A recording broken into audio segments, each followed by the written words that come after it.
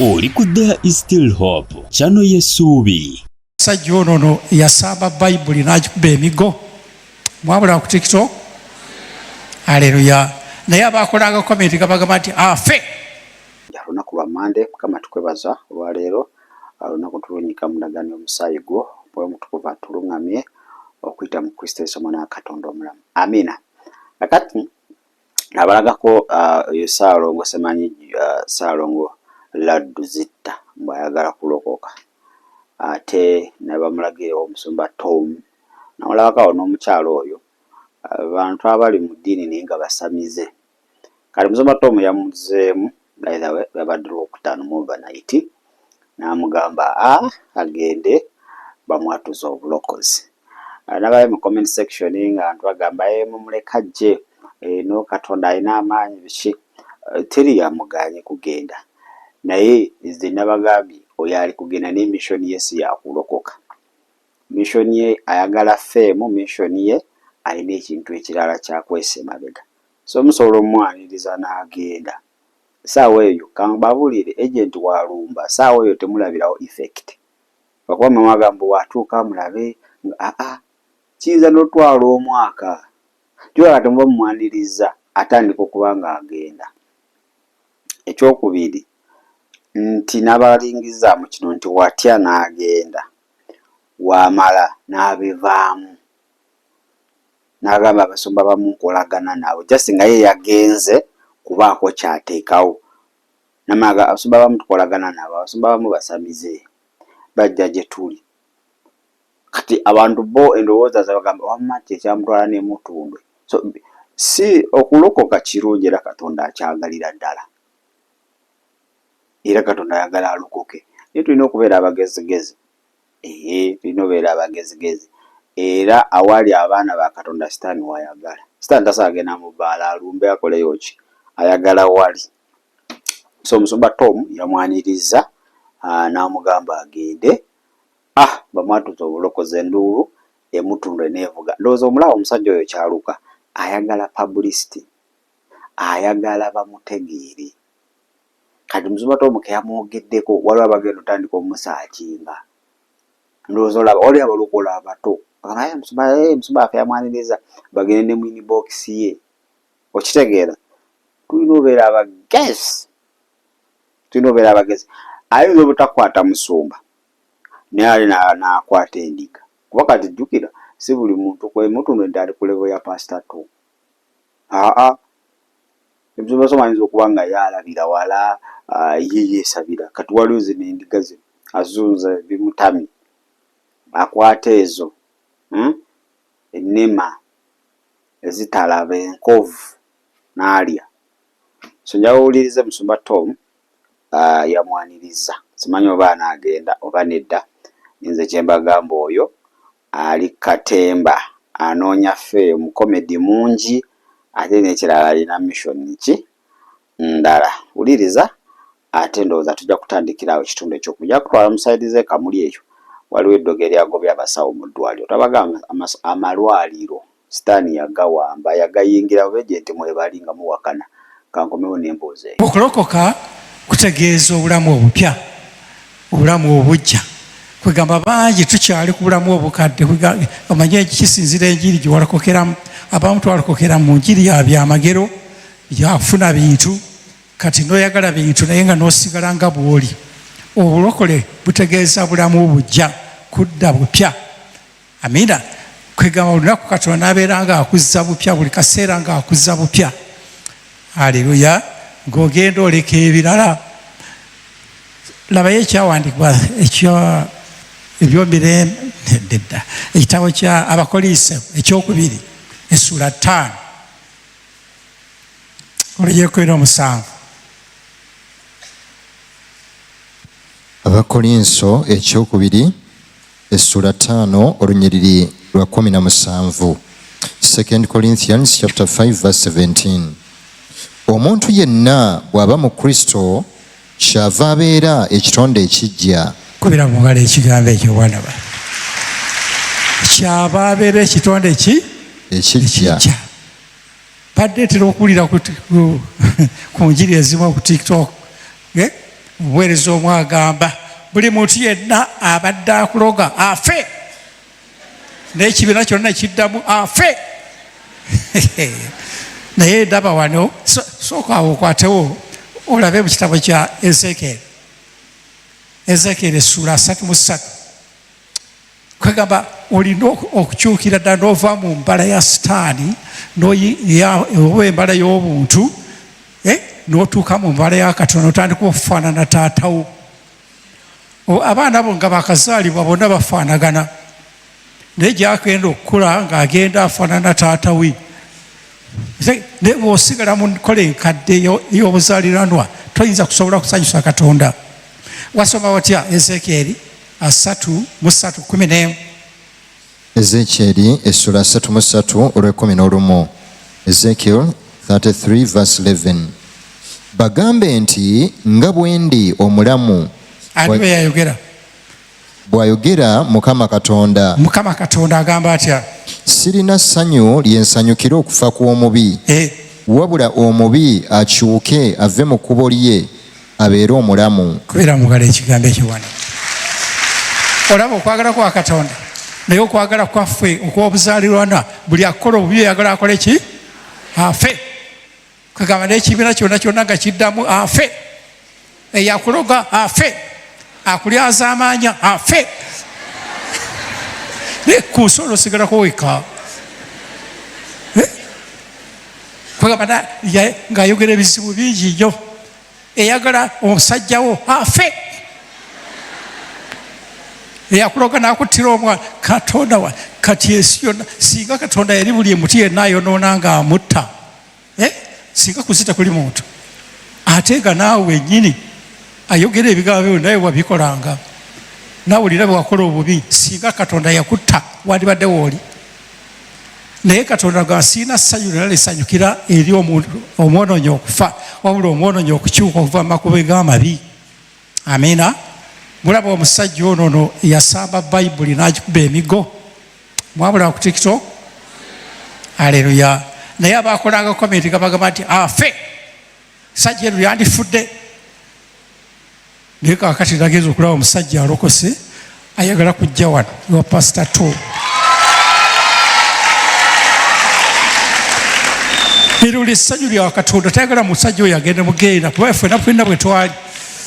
Kati singa yafa, amiina, Katonda essanyu lye n'okulaba muntu ng'akyuka akoma eri Mukama Katonda. Kati perfection eyo, okufaanagana okwo tubadde tunasobola kukola ki?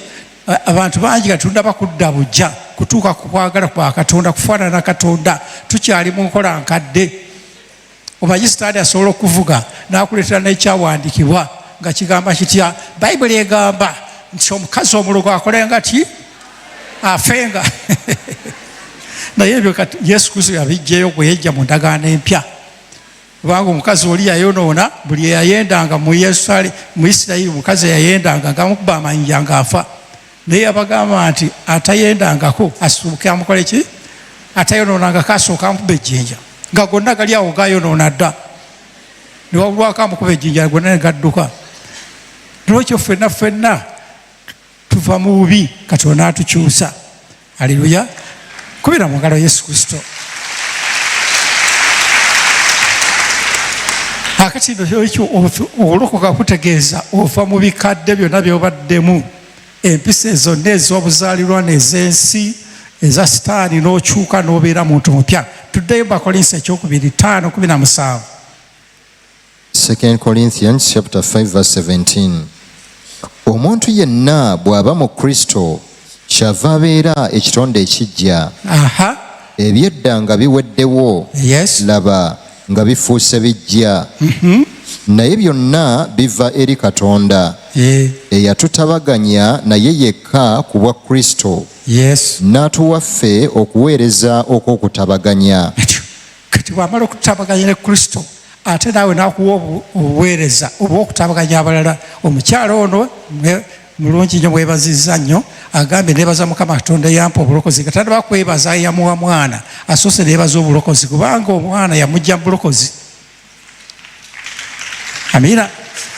Kakati bwe yamala okutabagana ne Kristo n'afuna ekifaananyi kya Yesu Kristo, kyekyaddako yasobola okutabaganya omwami we ku Kristo. Haleluya. Omwami we n'alokoka. Haleluya. Kati Katonda n'alyoka ayongera emirimu emipya. Ndaga nti buli kaseera Katonda akola emirimu emipya. N'amuggyamu ebikadde eby'obugumba n'amuteekamu omwana. Mukama yeebaza. N'amuwa abaana bakumukumu. Nayagala okusikatira namugamba tojja bisikatirayo wali osabira ki kankwongererwa mpaka. Haleluya. Nolwekyo buli kaseera saba Katonda akuzze bupya. Mukama yeebazibwe. Genda mu kitabo kya okukungubaga. Era ekyo okiraba. Pozigenda ku ssimu.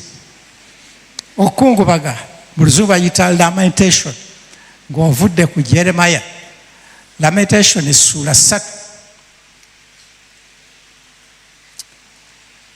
Olunyiri lwa 22. Okukungubaga essula 3 olwa 22. Lamentation chapter 3 verse 22. Kwe kusaasira kwa Mukama ffe obutamalwawo. Kubanga ekisa kye tekiggwaawo.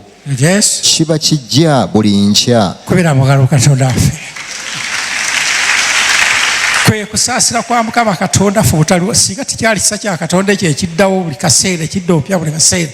Singa ku nsi tekukyali muntu. Naye buli kaseera bayagala kuzza bupya.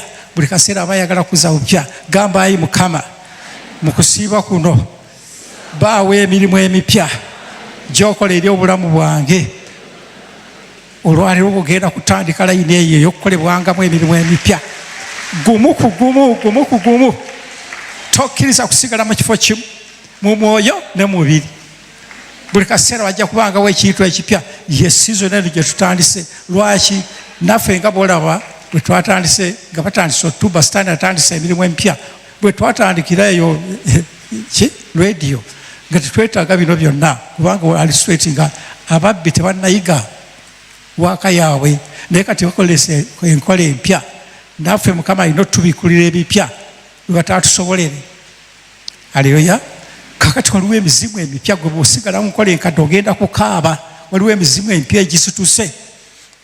Okujjako Katonda wakusitula bupya. Kubanga Bayibuli egamba etya nti Sitaani bw'ayimusa enfuufu Mukama ng'akola ki?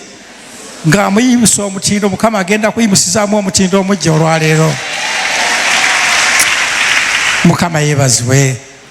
Nolwekyo njagala okutegeeza buli kintu kyonna Mukama Katonda akola kipya. Olaba kakati njagala okulage mu kitabo kya Isaaya essula ey'enkaaga-mu-etaano.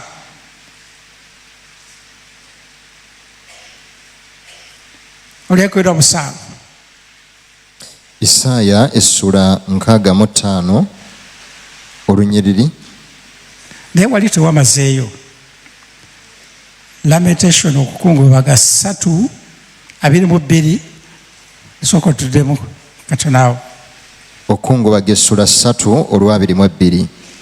Kwe kusaasira kwa Mukama ffe obutamalwawo.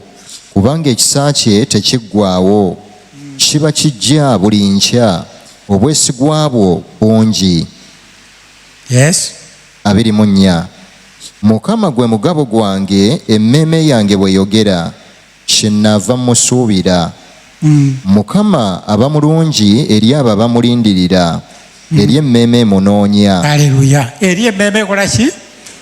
Kakati ebyo byonna bisoboka ng'onoonya Mukama Katonda. Katonda tayinza kuzza bujja nga tonoonya Mukama obeera okoona mmere mande ku mande kubanga Sitaani akusibira mu kifo kimu. Haleluya. Naye buli lw'onoonya Mukama Katonda, Katonda abaako omulimu omupya gwakola mu bulamu bwo. Buli lw'onoonya Mukama Katonda, kino njagala okifuula etteeka mu bulamu bwo nti buli lw'onoogwanga mu maaso ga Mukama Katonda n'omunoonya, eka lubeere lunaku lumu kaze ennaku 2 watera okubaawo ekipya ekikolebwa mu bulamu bwo. Haleluya. Kakati no Katonda okukola omulimu ogwo tulabe Isaaya kwegamba njagala okuba ekyokulabirako mu Isaaya 65 olw'ekwera 7. Isaaya 65 olw'ekkumi. Isaiah 65 verse 17. Kubanga laba ntonda eggulu eriggya n'ensi empya. So ebintu ebyasooka tebirijjukirwa, so tebiriyingira mu mwoyo. Amina. Katonda eno ensi agenda gijjawo, atonda ensi oba erifaanana etya tumanyi, n'eggulu agenda lijja atonda eggulu epya. Mukama yeebazibwe. Obanga asobola okukyusa n'atonda eggulu epya, naye ggwe akawuka gwe ayinza atya okulemererwa ggwe okukolamu emirimu emijja ng'asobola okuyuza ensi yonna n'akola enkya empya? Gamba Mukama oli w'amaanyi. Ensi eno ennamba n'asobola ogikyusa n'akola ensi empya, n'eggulu lyonna obwengula bwonna n'agamba ngenda kukola bupya. Naye ate ggwe njagala ofune okukkiriza okwo. Gamba aye Mukama w'ogenda okukyusiza eggulu n'ensi n'okola bipya, naye ate nze njagala okkiriza ekigambo ekyo. Katonda alina ekibya kyagenda okukola mu bulamu eky'amaanyi. Aleluya. Era ffe abagenda ogenda mu ggulu tetugenda genda mu ggulu kadde ly'eggulu ekkadde ly'abamalayika abakadde, ffe tugenda mu ggulu pya. Aleluya. Naye ndowooza kankuwe bwino mamayo kitegeera n'ekigambo ekyo. Njagala otegeera eggulu epya ly'ogendamu olunaku lwa leero. Mu Kubikulwa essuula eya2 olujja 11. Okubikkulirwa essuula 2 olunyiriri lw'11. Revelation chapter 20 verse 11. Ne ndaba entebe ey'obwakabaka ennene enjeru, n'oyo eyali agituddeko, eggulu n'ensi ne bidduka mu maaso ge, era tebyazuulirwa na kifo. Ne ndaba abafu abakulu n'abato nga bayimiridde mu maaso g'entebe, ebitabo ne bibikkulwa. Ne ndaba eggulu n'ensi nga bikoze eki? Ne ndaba entebe ey'obwakabaka ennene enjeru. Nedda wali waggulu, eggulu n'ensi ne bikola ki? 11. Okubikkulirwa 2 olw'11. Ne ndaba entebe ey'obwakabaka ennene enjeru, n'oyo eyali agituddeko, eggulu n'ensi ne bidduka mu maaso ge. Eggulu n'ensi ne bikola ki? Ne bidduka mu maaso ge. Ne bivaawo. Agenda kukola bintu bipya. Yes. Era tebyazuulirwa na kifo. Ne ndaba abafu abato n'abakulu nga bayimiridde mu maaso g'entebe, ebitabo ne bibikkulwa, n'ekitabo ekirala ne kibikkulwa, ky'ekyobulamu. Abafu ne basalirwa omusango mu ebyo ebyawandiikibwa mu bitabo ng'ebikolwa byabwe bwe byali. N'ennyanja n'ereeta abafu abalimu, n'okufa n'amagombe ne bireeta abafu abalimu.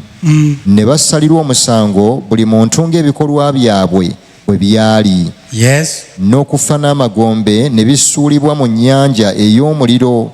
Eyo kwe kufa okwokubiri, ennyanja ey'omuliro. Aleluya. Okufa okwokubiri, osooka n'ofa kuno okufa okwokuva mu mubiri, ne wabawo okufa okw'omwoyo, okugenda okubeerera ddala mu Geena emirembe n'emirembe. Gamba nze sijja kugendayo eyo. Amina. Naye abanaaba batagenze mu Geena bagenda kubeera mu ggulu pya. Mukama yebaze. Ndowooza 11 yegendo 21 yekiraga obulungi. Kugamba njagala nkulage nti Katonda buli kintu kyonna olabanga kikoze eki kinafuye, akola kipya. Naawe agenza okulaba nga engeri gy'onafuyemu kaakati ayagala kutandika kukola ekintu ekijja mu bulamu bwo. Nga bwe naakulaga endagaano enkadde eri yagenda n'enafu abaana b'Isirayiri nga bagisagira mu buzanyizi, n'aleeta endagaano empya, the best one. Right? Esoboleza buli muntu okwetuukira. Ono teyandizadde kubanga Eriya yandibadde ng'alinga Kabaale. We yalitambulidde okutuuka e Kabaale bamusalire azaale. Naye mu ndagaano empya buli muntu yeetuukire wa Katonda. Amina. 21 olugero olusooka. Revelation 21 verse 1. Ne ndaba eggulu erijja n'ensi empya, kubanga eggulu ery'olubereberye n'ensi ey'olubereberye nga bigenze, n'ennyanja nga tekyaliwo. Yes. Ne ndaba ekibuga ekitukuvu Yerusaalemi ekijja nga kikka okuva mu ggulu ewa Katonda, nga kitegekeddwa ng'omugole ayonjereddwa bba. Ne mpulira eddoboozi eddene eriva mu ntebe nga lyogera nti, laba, eweema ya Katonda awamu n'abantu, era anaatuulanga wamu nabo banaabeeranga bantu be, naye Katonda yennyini anaabeeranga wamu nabo, Katonda waabwe. Olunyiriri olwokuna, naye alisangula buli zziga mu maaso gaabwe, era okufa tekulibaawo nate, so tewaabenga nate nnaku newankubadde okukaaba newankubadde okulumwa, eby'olubereberye biweddewo. Aleluya, nga byonna biweddewo, nga byonna ebintu biki bipya byereere kubira mu ngalo Katonda waffe. Lwaki akola eggulu epya n'ensi empya? Nti eno ensi ng'etobonkanye yonna. Aleluya, atwagala nnyo ffe tugenda okutandika eggulu epya. Amiina. Gamba sigenda kusubwayo. Nze kugamba waakiri osubwa ennyumba, osubwa emmotoka, naye oleme kusubwa ggulu pya. Amiina. Era kabooyi akadde kakutawanya kagambe, twala erizontowo onoonya kunsubya ggulu pya. Mukama yeebazibwe. Kakati no Katonda bw'aba atandika omulimu omuggya bulijjo atandika n'omwoyo omuggya, nga tannakukolera maka mapya, tannakukolera mirimu mijja bulamu bwo, tannakukolera bulamu bupya mu mbeera y'obulamu bwo bwonna. Ayagala kusooka kutandika n'omutima omuggya. Gamba ngu twala olwaleero ogenda kutandika n'omutima omupya, ove mutima guli omukadde gwe tulabye ogwagaliza abantu ebibi, okuganja okusonyiwa, okuganja okukola ki, ogw'abantu b'ensi, bw'ofuna omutima omuggya ogw'obwa Katonda. Aleluya. Tugenda mu kitabo kya Ezekieri essula 36. Ezekieri 36 olulyo 24. Ezekieri 36:24. Ezekiel 36 verse 24. Kubanga ndibajja mu mawanga ne mbakuŋŋaanya okubajja mu nsi zonna, ne mbayingiza mu nsi yammwe mmwe, era ndibamansirako amazzi amalungi, era muliba balongoofu. Ndibalongoosa mu mpitambi yammwe yonna ne mu bifaananyi byammwe byonna. Era ndibawa n'omutima omuggya, ne nteeka omwoyo omuggya munda mu mmwe, era ndiggya omutima.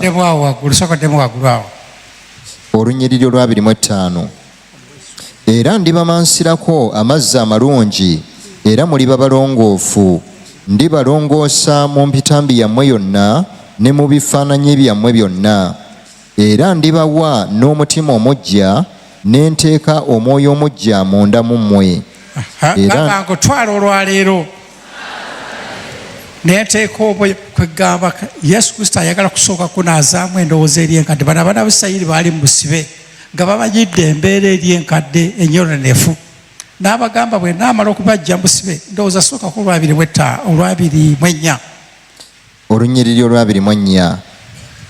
Kubanga ndibajja mu mawanga ne mbakuŋŋaanya okubajja mu nsi zonna, ne mbayingiza mu nsi yammwe mmwe, era ndibamansirako amazzi amalungi. Ne mbalongoosa. Edda bakozesanga amazzi, kati bakozesa omusaayi gwa Yesu, tukozesa omusaayi gwa Yesu Kristo omwana wa Katonda. Gamba Yesu naazaamu obuzaaliranwa bwonna obadde mulamu bwange, obunfaananya Sitaani, obunfaananya abeewaffe, obunfaananya ab'ensi.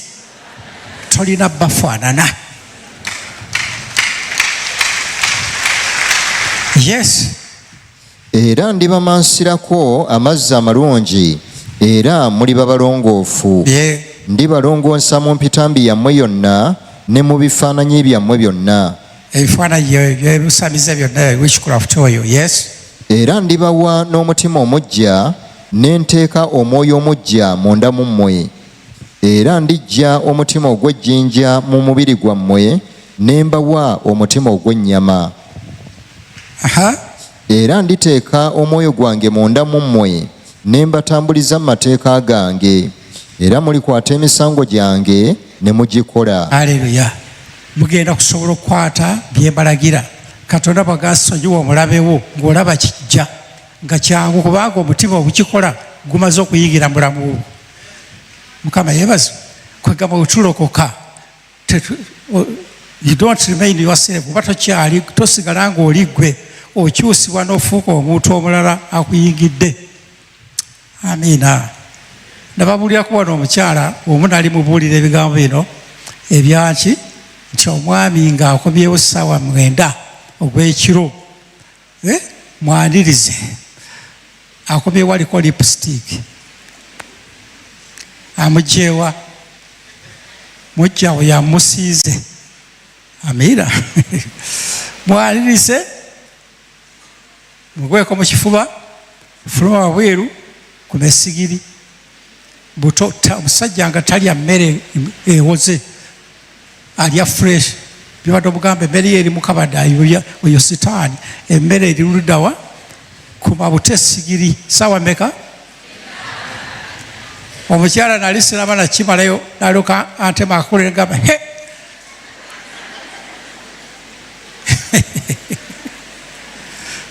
n'atema akakolera he nze nalumansi ng'akuba esigiri eyo enjiri y'omusumba ennemye. Mu butuufu kyeyogera kituufu. Nalumansi tasobola kukola Katonda by'ayagala era nalumansi tasobola kugoba mizimu. Bw'ojja oyogere ogambe mu emizimu mbakutula mu linnya nalumansi. Nalumansi alina okufa n'afuluma ebweru. Yesu n'ajja n'atuula munda ye n'omwoyo we n'ofaanana ani? Yesu. We are perfected in Jesus Christ. Tufaanana Yesu, tufaanana muweereza yenna, faanana Yesu Kristo. Gwaza wano nga tonnalokoka nkwegayire togaana kulokoka kubanga olaba mulokole gundi ng'akola bino, walaba muweereza gundi mawulire ku TikTok, ebyo togenda biwozaayo wa Mukama Katonda. Tulokoka kufaanana Yesu, tetulokoka kufaanana muntu yenna. Amiina. Lwekyo omukyalo oli yali akyasigadde yali mulokole naye ng'akyasigadde ku nkole y'abeesi teyeeguya musajja tagenda gonda tayagala kukyusibwa naye bwe yakkiriza mwana wange n'akyuka omwami we yajja n'alokoka. Omanyi njagala mbasomese nti omuntu yenna bw'abeera mu sitaani talaba nsobi. Sitaani bw'akwata omuntu kyasookerako kwe kukuziba amaaso kasita akukwata bw'ati bwe pa kuziba amaaso n'otomanya nti oliko ekisobo. Yalaba nsobi, omusajja abalaba nsobi talaba zize. Era omusajja oli mukyala bwe yatandika okukola ebyo ebirungi ebyo n'amuwaga emmere ng'akumye buyise olwoyo yagimuwa n'amuyita ajjalye ng'agitegese bulungi nnyo n'alyoka oswadde onoonya okumpa obutwa. Ebyo ani yabikugambye ebyo? Kugamba nga takisuubirangako nga takirabangako. Amiina. Naye n'amugamba munnange sigenda kuwa butwa wabula nalokose. N'amubuuza nti bulijjo obadde toli mulokole? Wano ng'onsanda bulanga obadde toli mulokole? Nti nsonyiwa munnange obulokole bubadde bwa kipaayipaayi bwe mbaddemu naye kati ndokokedde ddala. N'alyoka amugamba ntwala gye walokokedde. Oba obwo bwe bulokole jangu ontwale gye walokokedde. Nali wano nga agguse naye. Amiina. Era omusajja namubuliramu ebigambo nga 3-4 n'alyoka ngamba nti ssebo nkubulira musumba oba buno obulokole bw'osomesa nze maze okulokoka nsabira busabizi. Okigala kyeggamba kwegamba ng'omukyala ono bwagambye nti bw'okyuka n'ofaanana Yesu Kristo osobola okukyusa omulala naye n'afaanana Yesu. Naye bw'osigala mu sitaani n'oli asigala mu sitaani. Era omukyalo omwami oli yagamba nti kakubuliza omukazi yali antamye nali ngenda kudduka muleke mu nnyumba kyokka nga lyeri endegu zange ennyumba naye nga tasobola kulaba saze ki mbi. Aleluya. Tasobola kuziraba sitaani yamuziba amaaso yalaba nga omukyala ye musobu. Naye kati omusajja bw'atandika okulaba nga toliko kamogo toliko kisobo kyonna tusaba Katonda amuliriza ensobi ze n'asobola okukyuka. Muwogere engalo Katonda waffe. Kaakati omutima ogwo omujja gwe guleeta revival ebweru, gwe gutandika emirimu empya ebweru. Otyo bw'amala okuteekamu omutima omujja n'otandika okugondera by'agamba. Bw'agamba sonyiwa mujjawo n'osonyiwa, n'agamba yagala omulabewo n'omwagala ng'omutima gusobola okukikola kyekibaawo. Era nditeeka omwoyo gwange munda mu mmwe, ne mbatambuliza mu mateeka gange, era mulikwata emisango gyange ne mugikola. Awo munaabeeranga mu nsi gye nawa bajjajjammwe, nammwe munaabanga bantu bange, nange nnaabanga Katonda wammwe. Kikubire mugala ekigambo ekyo. Kaakati awo relationship okwatagana nga kutuuse, nga mukwatagana bulungi nnyo ne Mukamaawo. Era ndibawonya mu butali bulongoofu bwammwe bwonna, era ndiyita eŋŋaano n'enjaza, so siribaleetako njala. Kaakati enjala neevaawo, n'alyoka aleeta eŋŋaano, n'alyoka aleeta obulungi obuyitirivu. Mukama yeebazibwe. N'aleeta okudda obujja ebweru. Katonda asinzira nga buli kintu kyonna buli kintu kyonna eky'omwoyo oba sitaani oba kitandikira wa mu mwoyo. Kalibeera eddogo, ndudde basomesa ku ddogo, naye omuntu akuloga taloga mubiri, aloga mwoyo gwo. Aleluya. Kakati emizibu giva eri mu mwoyo negireeta obulwadde mubiri, negireeta embeera yonna embi ebweru. Aleluya. Negiyingira mu dduuka, negiyingira buli wantu. Omuzimu ogw'obusungu gutandikira munda ne gukozesa ebikulu ebweru n'okuba omuntu n'otema omuntu. Buli kintu kyonna eky'omwoyo kitandikira mu mwoyo gwo. Njagala kutegeeza olwaleero Katonda agenda kutandikira mu mwoyo gwo opya, akole emirimu empya ebweru. Omuntu okwetta tava eri ne yeetuga bwetuzi, atandikira mu mwoyo. Omuzimu ogwo suicide guba gwamuyingiddemu. Mukama yeebazibwe. Lwekyo ffe tulina omukisa nti abantu abalala tebalina maanyi ago gasobola kuyingiza mwoyo wa Mukama Katonda mulamu bwabwe, naye ffe tulina Yesu atunaazaamu emyoyo gya sitaani, agenda tuteekamu omwoyo gwe, agenda okutandika emirimu emipya ebweru. Gamba ayi Mukama ng'ompadde omutima omujja, ekivume kyonna, ekipali, ekisiraani ekibadde ku bulamu bwange kigenda kuvaawo. Kigenda kuvaawo olwaleero. Otyo era ndi olunyiriri olwasatu. Era ndyaza ebibala eby'emiti n'ekyengera eky'omu nnimiro, mulemenga okuweebwa nate ekivume eky'enjala mu mawanga. Kale ne mulyoka mujjukira amakubo gammwe amabi n'ebikolwa byammwe ebitali birungi. Kale mulyetamwa mu maaso gammwe mmwe olw'obutali butuukirivu bwammwe n'olw'emizizo gyammwe. Omutima ono omupya akutamya enkola enkadde eri, omutima guno omupya gukutamya ebikadde biri byonna, n'owulira nga oyagala Katonda beyagala, n'okyawa Katonda beyakyawa. Aleluya. Kati bw'ogenda mu kkanisa ne bagamba akuloze afe, ng'ogambe abeere mulamu, ate oleekaana nyo eriyo neyitamu. Naye gwe kibagera naawe kyoddamu. Aleluya. Otyo bw'amala kyekiddaho. Olunyiriri olwasatu mu ebbiri. Sikola kino ku lwammwe bw'ayogera Mukama Katonda, mukimanye mukwatibwe ensonyi amakubo gammwe muswale, aye ennyumba ya Isirayiri. Bw'ati bw'ayogera Mukama Katonda nti ku lunaku lw'endibanaalizaako. Nolwekyo Katonda takola kino ku lulwo, akikola ku lw'erinnya lye. Gamba nti ayi Mukama, embeera gye mbaddemu ebadde eswaza erinnya lyo. Tandika omulimu omujja mu bulamu bwange, erinnya lyo lisobole okugulumizibwa mu nze. Eryo ebbanja eryo tujja ddi okukwatako ekya eryokugulumiza erinnya lya Mukama Katonda mukwano gwange. Ekkanisa bulaba ffenna ekkanisa eswazize ki? Abantu b'ensi. Biro byonna byowulira tuvumaŋŋana, tuyombera ku TikTok, biki ebyo byonna biswaza Katonda. Akimanyi nti Sitaani ayingizaawo ejjengo ery'okuswaza erinnya lya Mukama Katonda. Bwe nange Katonda mwayagala okweragira emirimu egigenda okugulumiza erinnya lya Mukama Katonda. Aleluya. Katonda gwe akutaddewo, gwe akulonze, gwe gwayagala okulagiramu ekitiibwa kye. Muli awulira bubi nga abantu bonna abasinga tuswadde mu maaso g'abantu b'ensi naddala, naye kati anoonya mwagenda okulagira emirimu emijja egigenda okugulumiza erinnya lya Mukama Katonda. Gamba Mukama nze nzuuno era agenda kikukolera. Mwongere engalo Katonda waffe. Aleluya. Kakati bw'amala okutandika omulimu omujja, omutima omupya, naye endowooza agenda kuwampya. Endowooza eri wano mu mutwe. Omutima guyinza okuba nga mupya naye ng'ate endowooza ekyali mu zonto, naye endowooza egenda kudda bupya. Genda mu Baluumi essula 12. Ebirowoozo byonna bibeere bipya. Kwegamba Sitaani nga takyalina mulizungu kye bayita foothold, nga takyalina waayimirira okola ki? Okutabula okuzza emabega. Genda kulaga wano nti Sitaani anoonya akaggi bw'anayima okuzzaayo emabega, oleme kufuna bipya. Okulaba nga akusiba mu kifo kimu, tofuna kipya.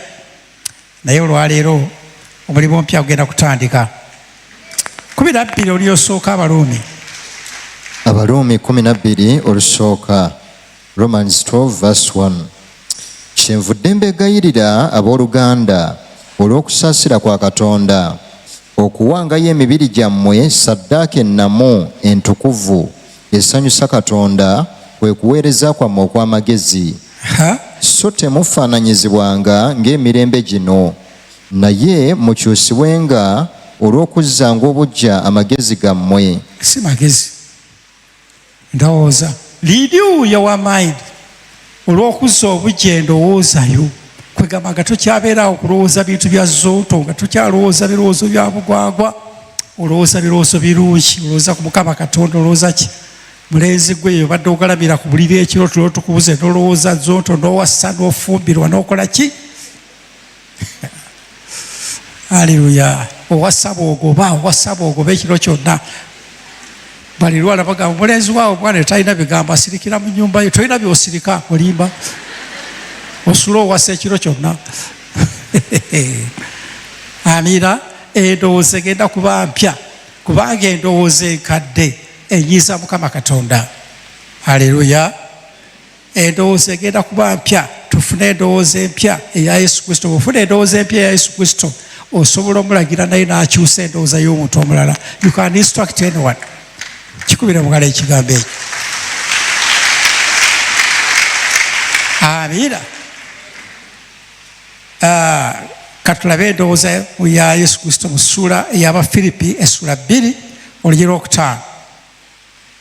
Abafiripi essula 2 n'olunyiriri olwokutaano.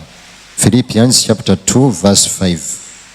Mwe mubeerengamu okulowooza kuli era okwali mu Kristo Yesu. Acquire the mind. Funa endowooza eri ya Yesu Kristo.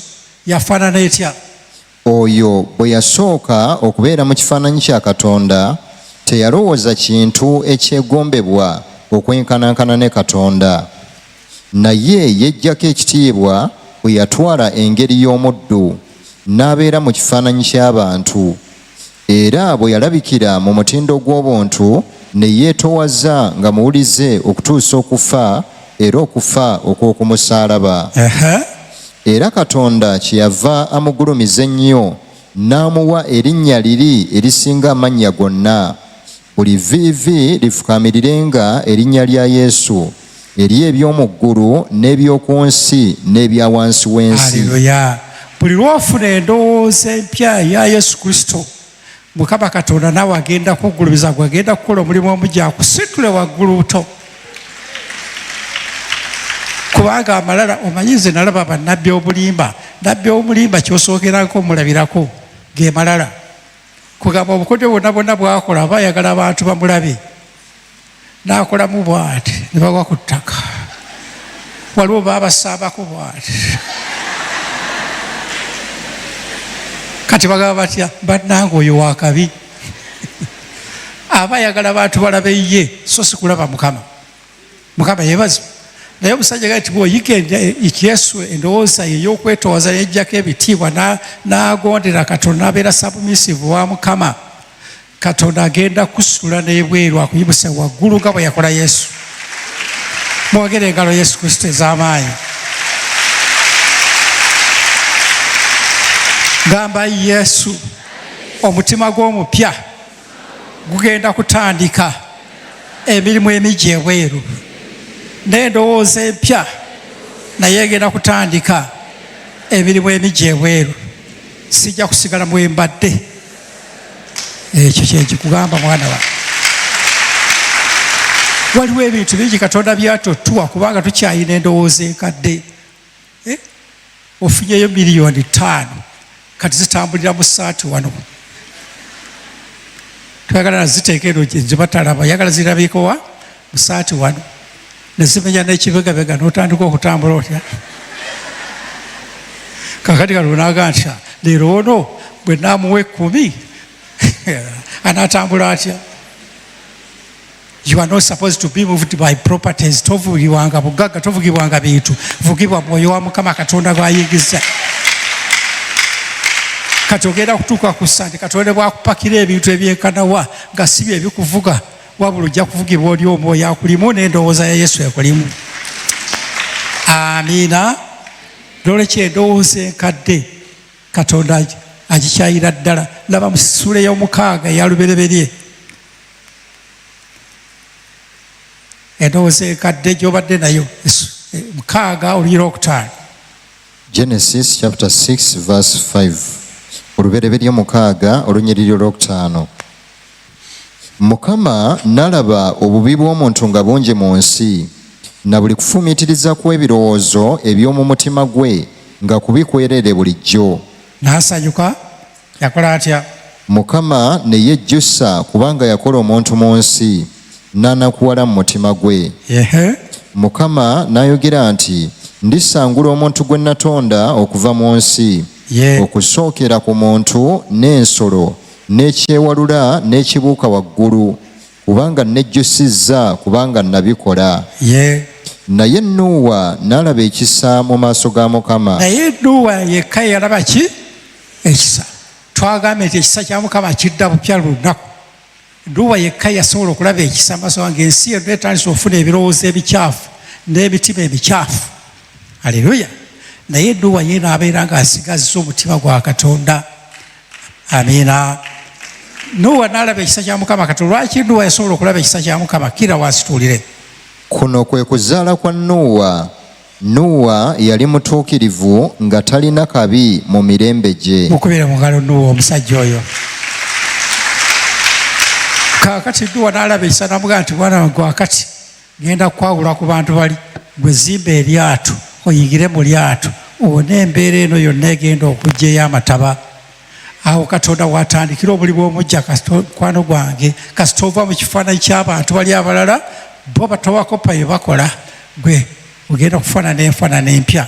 Katonda gyage twogera obulamu bwo. Emirimu empya girina okukolebwa olwaleero. Gikubire mu ngalo emirimu emijja.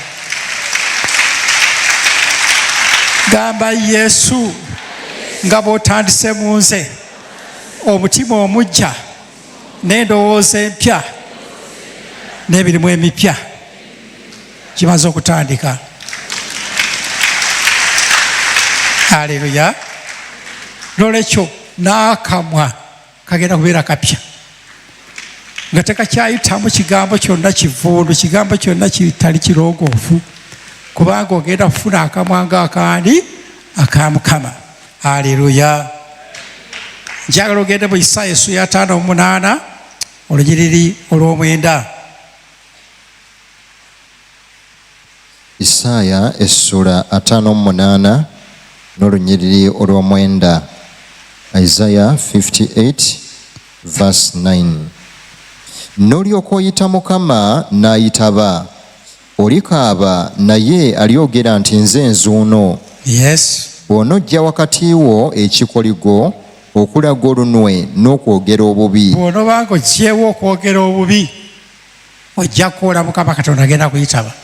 Naye ng'okyayogera bubi, okyayomba, okyavuma, Katonda agenda kuyitaba okusaba. Kubanga si gw'osaba, abantu bangi basaba naye lwaki Katonda tabandukula? Bakyalina emitima mibi, endowooza mbi, akamwa kakyafu. Haleluya. Naye ffe tugenda kukyusibwa akamwa kati bukyayitamu. Lwekyo olwaleero ogenda kufuna omutima gwa Katonda, endowooza ya Yesu Kristo, omutima gwa Yesu, akamwa ka Mukama. byonna sente 3 ezo zonna nga za Mukama Katonda. Amina. Jeremiya essula 15 olw'ekumi Yeremiya essula 15 olw'ekumi. Jeremiah 15 verse 19. Mukama kyava ayogera bw'ati nti bw'olikomawo kale ndikuzza olyoke oyimirire mu maaso gange, era bw'olyawula eby'omuwendo omungi okubiggyamu ebyo ebitagasa, olibanga akamwa kange. Olibanga akamwa kange. Gambayi Mukama, nzaani afuna akamwa ng'akaku. Akamwa ka Mukama kasobola okutonda embeera, kasobola okugoba emizimu, kasobola okukyusa buli kintu kyonna. Haleluya. Akamwa ka Sitaani kakumenyera bwere, akamwa ka Sitaani kazikiriza buzikiriza. Sitaani asobola okukozesa n'oyogera ekigambo omuntu neyeetuga, omuntu n'afuna ebizibu ng'oyogera bwogezi kigambo, naye Katonda agenda kuteeka ebigambo ebijja mu kamwako ebizzaamu abantu amaanyi. Amina. Yongera Abaefeso essula 4 olw'abiri. Abaefeso essula 4 olw'abiri. Ephesians chapter 4 verse 29. Buli kigambo ekivundu kireme okuvanga mu kamwa kammwe. Gamba kifuluma olwaleero. Naye ekirungi bwe kinaabangawo olw'okuzimba, ng'omuntu bwe yeetaaga, abawulira kibawenga ekisa. Ffe tuva mu bigambo ebiwa abantu mukisa, ebibalongoosa, ebibawa ekisa, ebibazza eri Mukama Katonda. Tokkirizanga kufuna kigambo kyonna, kufulira kigambo kyonna nga kigenda kukosa muntu, wadde omutabangula, muleke yeetabangule yekka. Ne bw'aba ye akutabangudde, gwe tozzangayo muliro gumutabangula. Gw'olimu Katonda, ye alimu Sitaani. Amina. Katonda alabewo enjawulo wakati w'oli naawe. Haleluya. Tokkiriza kufulumya kigambo kyonna kitabangula mutima gwa muntu, kubanga Katonda kyalina ddala omuntu atabangusa omutima. Sitaani takozesa kutabangula muntu ye. So temunnakuwazanga Mwoyo Mutukuvu owa Katonda eyabateesako akabonero okutuusa olunaku olw'okununulibwa. Kati ogenda kunakuwaza Omwoyo Mutukuvu yakuteekako siiru otuusa ku lunaku lw'enkomerero. Okukaawa kwonna n'obusungu n'obukambwe n'okukaayana n'okuvuma bibavengako awamu n'ettima lyonna. Gamba tebisulawo olwaleero. Olaba akamwa akapya. Yes. Era mubeerenga n'obulungi mwekka na mwekka, abakwatibwa ekisa, nga musonyiwagananga era nga Katonda bwe yabasonyiwa mu Kristo. Weewaawo kiweddeyo. Mukama yeebazibwe. Lwekyo tugenda kuzzibwa bupya olwaleero munda ebwe n'akamwa, ate n'ebikolwa bigenda kubeera bipya. Mukama yaffe yeebazibwe. Ebikolwa ebijja olwaleero simanyi nabwe ogenda kusaba, kubanga sente zonna ezo ogenda zikola ebikolwa bipya, ebikolwa ebigenda okugulumiza erinnya lya Mukama Katonda. Mu kitabo kya Matayo essula ey'omukaaga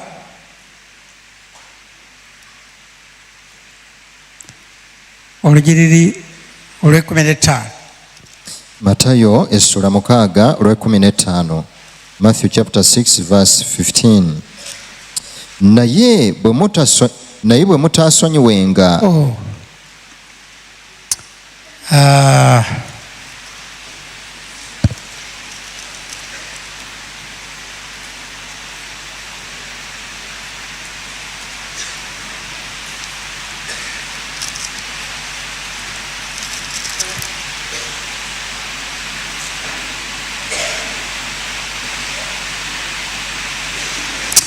atugende essula ya 5 ya 15 wala osubira mu 6. Matayo 5 olw'15. Matthew chapter 5 verse 15. So tebakoleeza tabaaza okugivuunikira mu kibbo, wabula okugiteeka waggulu ku kikondo kyayo, nayo ebaakira bonna abali mu nju. kale omusana gwammwe gwakenga bwe gutyo mu maaso g'abantu, balabenga ebigambo ebirungi bye mukola, balyoke bagulumizenga kitammwe. Babiyita bigambo. Balabenga ebikolwa byammwe ebirungi bye mukola, balyoke bagulumizenga kitammwe ali mu ggulu. Aleluya. Biramugala ekigambo ekyo bwana bange. Otandike bw'ova mu bikolwa ebibi tosigala mu bbanga. Abeesi balina emitima emibi n'ebikolwa ebibi. Aleluya. Babba, bafuma, baenda bakola ki kwegamba batandika n'emitima emibi ne bagenda mu bikolwa ebibi. Bw'ofuna omutima obulungi gulage ebweru, bw'olina okwagala gulage ebweru, oyambe omuntu, omuyamba omukola ebirungi, omugabire ki kukkawo kulyawo, omugabire ki. Tofangayo ne bw'abanga yakusasudde bubi oba teyeebazizza, gw'olimu Katonda, mukole bulungi. Tandika emirimu emirungi nga bw'olesa emirimu ebibi, katandika okukola ebikolwa ebirungi. Mukama yeebazibwe. Otandika okukola ebikolwa ebirungi. Sibeewe nakusomesa, ojja bikyukayo lwampaka leero. Yokaana ekisooka essula 3.